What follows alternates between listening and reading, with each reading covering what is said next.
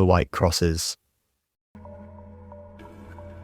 I've been a truck driver for almost 15 years now, crisscrossing the country on every major highway and plenty of back roads. You develop certain habits in this line of work, specific truck stops you favor, routes you prefer, and things you never ever do. For me, that thing was acknowledging roadside memorials.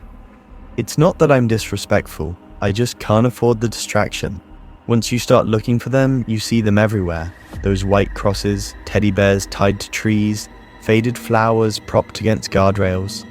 Each one a tragedy I can't let myself dwell on while navigating an 80,000-pound rig. Last summer, I was hauling agricultural equipment from Nebraska to Oregon, taking a rural stretch of highway I'd driven a dozen times before. It was around midnight with a half moon casting just enough light to silhouette the rolling hills on either side of the 2-lane road. My GPS estimated another 3 hours until my next scheduled rest stop. That's when I saw the first cross. It appeared suddenly in my headlights, a pristine white wooden cross about 3 feet tall, planted firmly on the shoulder. Nothing unusual except for how new it looked. No weather damage, no faded flowers, just stark white against the darkness. 10 miles later, I saw another, identical to the first. Same size, same bright white material, same perfect condition. No personal items, no names, no dates. Just another solitary cross. By the third identical cross, an uneasy feeling had settled in my stomach. I had driven this route just 3 months ago, and I was certain these memorials hadn't been there before. Who puts up memorial crosses without names or dates, and why space them exactly 10 miles apart? The fourth cross broke the pattern. It stood just 2 miles after the third, and as my headlights swept across it, I could have sworn I saw someone standing behind it, just a dark silhouette that vanished when I blinked. I switched on my CB radio, breaking the rule most truckers follow about not discussing accidents on specific routes. Anyone else on Highway 26 seeing these new white crosses? I asked. Static answered me. Then a voice crackled through, distant and breaking up. Don't stop for them. What's that? I adjusted the frequency. You're breaking up. They're not memorials, they're markers. Markers for what? I asked, but the radio went silent except for white noise. The fifth cross appeared just 1 mile later. This time I definitely saw movement. A figure standing motionless beside it, watching my approach. As I drove past, it raised one arm, pointing ahead. I caught just a glimpse of a pale face in my side mirror before darkness swallowed it. My heart pounded against my ribs as I pressed the accelerator. Whatever was happening, I wanted distance between me and those crosses. The road ahead curved gently around a hillside, and as I made the turn, my blood froze. 6 white crosses lined the roadside in rapid succession, each just a few hundred feet apart, and beside each one stood a figure, all facing my approaching truck, all raising their arms in unison as my headlights illuminated them. I had no choice but to drive past them. The highway was too narrow to turn around, and steep ditches on both sides made going off-road impossible. My palms were slick with sweat on the steering wheel as I barreled forward. As I passed the first figure, my truck's electrical system flickered, dashboard lights dimming then brightening. Past the second, my radio turned on by itself, blasting static. The third triggered my windshield wipers. The fourth made my brakes pulse briefly, causing the trailer to shudder. I was doing nearly 90 when I passed the fifth and sixth figures. In my side mirror, I watched with horror as they stepped onto the highway behind me, standing in formation. Just ahead, the road dipped into a valley, and what I saw made me slam on my brakes despite my terror. Dozens of white crosses lined both sides of the highway down the slope, creating a corridor of white markers, and between them, standing in perfect rows, were more figures, too many to count. My truck skidded to a stop about 50 yards from the first line. In the sudden silence, my radio crackled to life again. "They've been waiting for you, Daniel." I never told anyone my name over the CB. "What do you want?" I whispered, though I knew whatever was speaking couldn't hear me. "You didn't stop," the voice continued. "7 years ago, you didn't even slow down." A cold realization washed over me. 7 years ago, on this same route, I'd fallen asleep at the wheel for just seconds. I'd felt a bump but convinced myself it was road debris. The police report found me days later said differently. In my headlights, the figures began moving toward my truck in perfect unison. As they drew closer, I could make out their features. Men, women, children, all with the same grey pallor, all with the same dark stains on their clothes, all with the same accusing eyes. I abandoned my truck right there, grabbed my phone and wallet and ran back the way I'd come, scrambling up the hillside away from the road. When I looked back, they were surrounding my vehicle, dozens of them, their hands pressed against the metal as if taking its measure. They found my truck the next morning, exactly where I left it, but somehow it had been crushed, compacted as if it had gone through an industrial press, folded in on itself with the cabin barely recognizable. No one believes my story. The police report cites mechanical failure.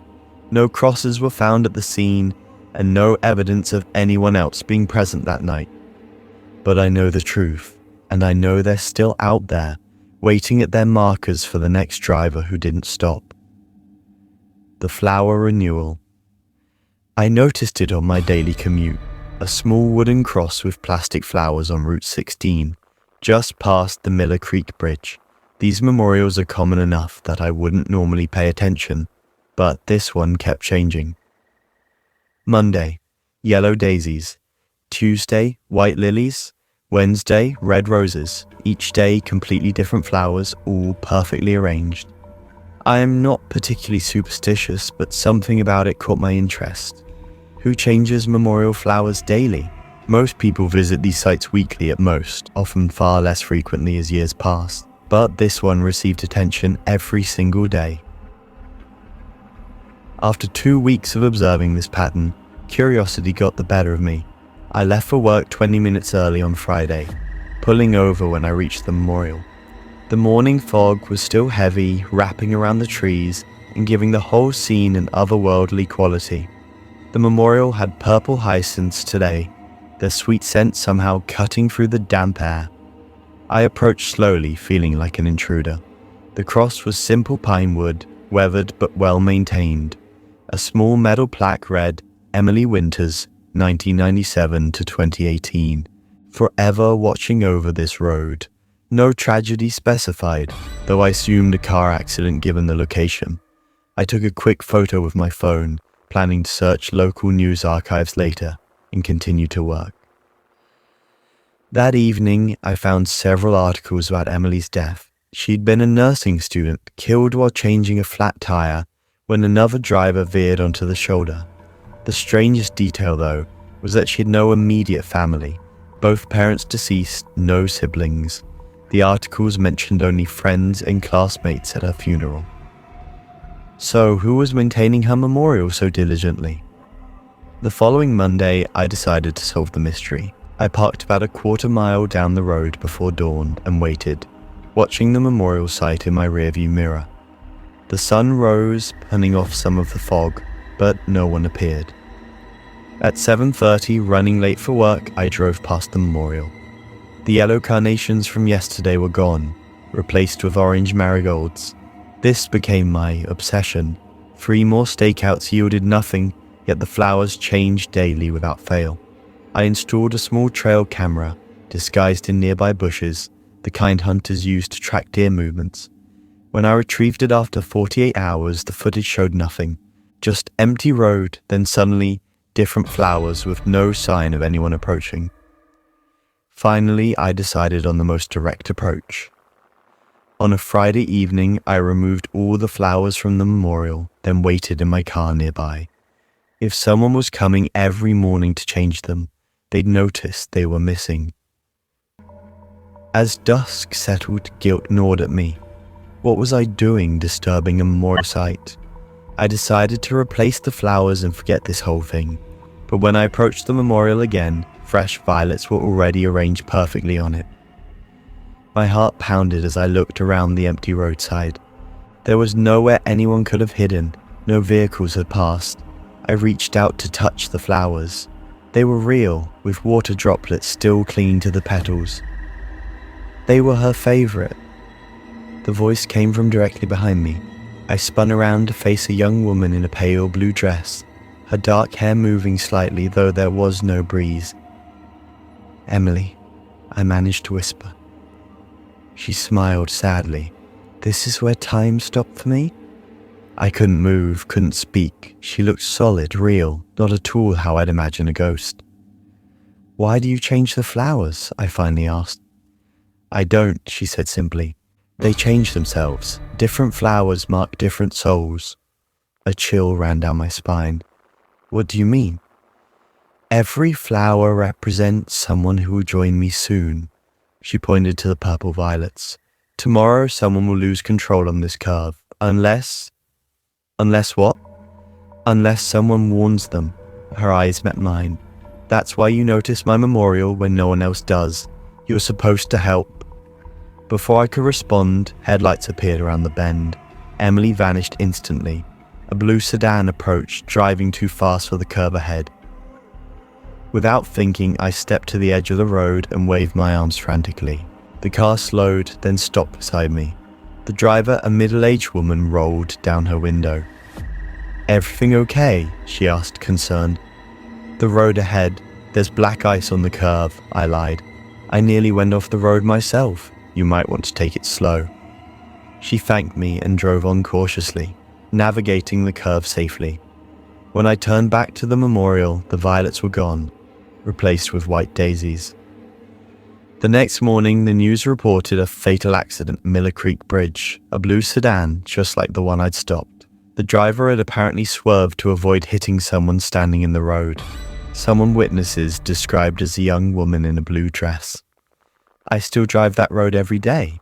The memorial still changes its flowers daily. Sometimes I stop and warn people about the curve ahead. Some days there are accidents elsewhere on Route 16. Some days there aren't. I don't know if I'm saving lives or just changing where death occurs, but I know that Emily is still watching over this road. And now, in some strange way, so am I. The Roadside Memorial. I never stop for roadside memorials. You've seen them, those small crosses or flower arrangements marking where someone died in an accident. As a delivery driver covering rural routes, I pass dozens weekly. But last April, I broke my own rule. It was around sunset when I spotted it. A small memorial on a desolate stretch of County Road 27. What caught my eye wasn't the memorial itself, but the person kneeling beside it. A young woman in a pale blue dress, seemingly frozen in prayer. Something about her stillness made me uneasy. I'd been driving for 14 hours straight, and this was my last delivery, a package for a farmhouse about 5 miles ahead. Maybe it was exhaustion or just human decency, but I pulled over. The shoulder was narrow and my tires kicked up gravel as I stopped about 20 feet behind the memorial. "Hey, you need any help?" I called out, stepping from my van. She didn't respond or move, just remained kneeling, her back to me. The setting sun cast long shadows across the pavement, and I noticed how unnaturally straight her posture was. "Miss, everything okay?" I approached slowly, the tall grass brushing against my jeans. When I got within 10 feet, she tilted her head slightly. Not enough to see her face, just enough to acknowledge my presence.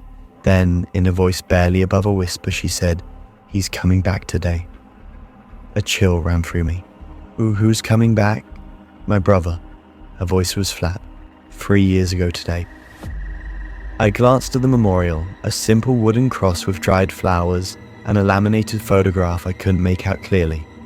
The date on a small plaque read April 15th, 2022. "I'm sorry for your loss," I said, genuinely feeling for her. "But it's getting dark. Can I give you a ride somewhere?" She shook her head slowly. "I have to be here when it comes." Something about her demeanor made me increasingly uncomfortable. I noticed her dress had dirt stains on the hem, and her hair looked unwashed. "It's not safe out here alone." "I'm not alone," she replied, finally turning to face me. Her eyes were bloodshot, skin pale. But what unsettled me most was her smile. Too wide, too fixed, like someone trying to remember how to appear normal. "He's already here," she pointed behind me. I turned reflexively, seeing nothing but my delivery van and the empty road stretching into twilight. When I looked back, she was standing, too quickly, too smoothly, her head tilted at that same unnatural angle. "You remind him of the driver," she said, her voice suddenly different, deeper. "The one who didn't stop." My heart raced as I backed away. "I should go. I have a delivery." "To the Morrison farm," she interrupted, still smiling that wrong smile. "They moved away last year, after what happened to their daughter." Ice flooded my veins. The package in my van was addressed to Morrison. I never told her where I was headed. "How did you—" "Check the date on the memorial again," she said. I glanced down at the plaque and my blood went cold. It now read April 15th, 2025, today's date. "He said someone would come today," she whispered, taking a step toward me. "Someone who would finally stop." I ran to my van, hands shaking so badly I could barely get the key in the ignition. As I sped away, I looked in my rearview mirror. The memorial was there, but the woman was gone. Instead, a figure stood in the middle of the road, a young man in torn clothes, his head at an impossible angle. I never delivered that package. When I called my supervisor the next day, he said there was no delivery scheduled for the Morrison farm. When I drove past that spot in daylight, there was no memorial, no cross, nothing. But every night since then, my phone receives one text at exactly 7:18 p.m. The time I stopped that evening, always the same message, "Thank you for stopping." Instead, a figure stood in the middle of the road, a young man in torn clothes, his head at an impossible angle. I never delivered that package. When I called my supervisor the next day, he said there was no delivery scheduled for the Morrison farm. When I drove past that spot in daylight, there was no memorial, no cross, nothing. But every night since then, my phone receives one text at exactly 7:18 p.m. The time I stopped that evening, always the same message, "Thank you for stopping."